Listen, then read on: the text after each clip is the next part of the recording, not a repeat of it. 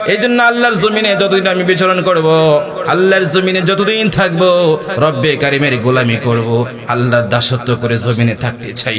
আল্লাহর দাসত্ব করে নিজের জীবনকে উৎসর্গ করতে চাই, ঠিক কিনা বলেন?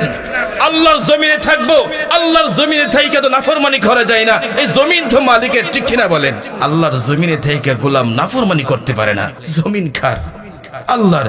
আসমানের মালিক তো আল্লাহ। আপনি আমাকে সৃজন করেছেন আল্লাহ, এই জন্য ওই রব্বে কারিমকে কি করে ধোঁকা দেয়, ঠিক কিনা বলেন? এই জন্য আজকের পর থেকে নিজের কলমকে সালিম করা দরকার।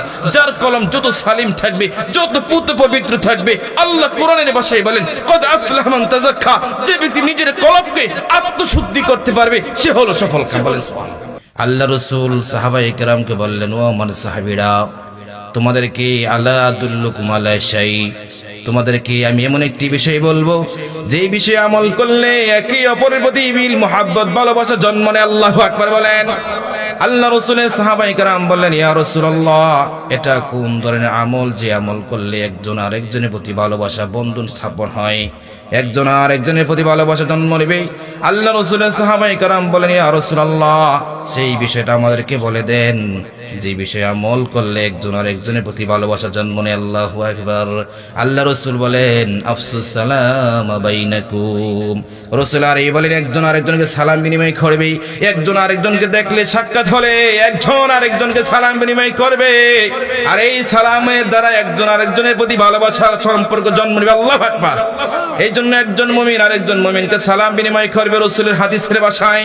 শুধু আল্লাহ রাসূল তাই বলেন না, আল্লাহ রাসূল অন্য আরেক হাদিসে বলেন, আল বাদি বিস সালাম বাদিউ মিনাল খিবির। রাসূল বলে, যিনি প্রথম সালাম বিনিময় করবে সে অহংকার থেকে মুক্ত। আল্লাহু আকবার। এই জন্য আল্লাহ রাসূল অন্য আরেক হাদিস বলেন, ইউসাল্লিমুস সাগীরু আলাল কাবীর ওয়াল মারু আলাল কায়িদ ওয়াল কলিল আলাল কাসীর। আল্লাহ রাসূল বলেন, ছোট মানুষ বড়কে সালাম বিনিময় করবে, চলন্ত ব্যক্তি বসা ব্যক্তিকে সালাম দিবে, চলন্ত ব্যক্তি বসা ব্যক্তিকে সালাম বিনিময় করবে, কম সংখ্যক মানুষ বেশি সংখ্যক মানুষকে সালাম বিনিময় করবে। আল্লাহু আকবার। এই জন্য আমাদের প্রথম ধাপ হলো আলোচনার প্রারম্ভের আলোচনা হলো আমাদেরকে একজন আরেকজনকে সালাম দিব ইনশাআল্লাহ। বলেন, আজকে বিবির সাথে সংসার করেন, নিজের আহলিয়াকে সালাম দিতে লজ্জাবোধ হয়। নিজের ঘরে যখন ঢুকবেন, ঘরের ব্যাপারে আসছে, আল্লাহ রাসূলের সাহাবী আনাস রাদিয়াল্লাহু তাআলা আনহু বললেন, ইয়া বুনাইয়া ইযা দাখালতা আলা আহলিকা। আল্লাহু আকবার। আল্লাহ রাসূল বলে, আনাস, যখন তুমি তোমার ঘরে ঢুকবে, ইসাল্লিমু, তুমি সালাম বিনিময় করবে, কেননা ইয়াকুনু বারাকাতান, এই সালামটা হবে তোমার জন্য, তোমার ঘরবাসীর জন্য বরকতের কারণ। আল্লাহু আকবার। এই জন্য ভাইয়েরা আমার, আজকের এই প্রোগ্রাম থেকে একটা বিষয়